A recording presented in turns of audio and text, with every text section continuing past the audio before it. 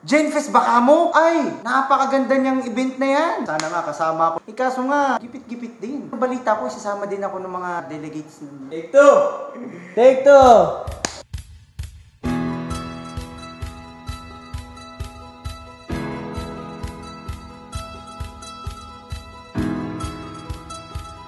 Siyempre, Genfest, pinagsimula yan ni Kiara Lupit Una, yung 75.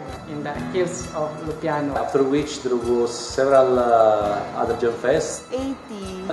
85, 90, 90. 1995. 2000 na po tao. Unang beses ako puntang Genfest, I was very young. Naalala ko, nagkita-kita lahat sa airport. Siyempre, excited. Na-overwhelm ako. Masaya kasi it's a festival of young people from all over the world. Iba siya kasi lahat ng tao na iba-iba yung paniniwala. Beyond religion, beyond beliefs, beyond opinions, lahat magsasama-sama. Parang buong mundo nilagay sa isang arena. Magkakaroon ng mga presentations. Sharing ng experiences. May dances. Kantahan. It's like heaven, no?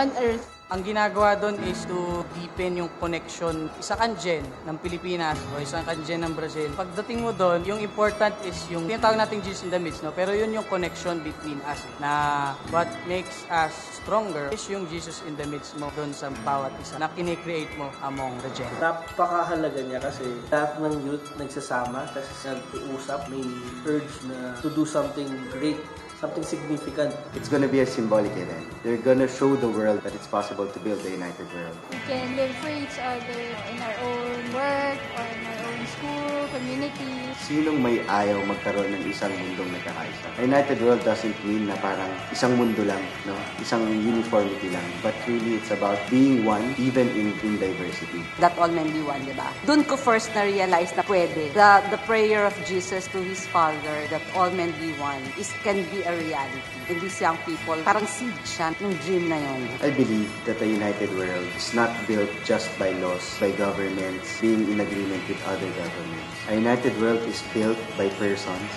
loving one another, by a neighbor loving the other neighbor. Genfest is the culmination of this relationship. Genfest, napakaganda. Maraming kulay. Hindi lang sapat yung 7 kulay ng rainbow para i-describe yung Genfest.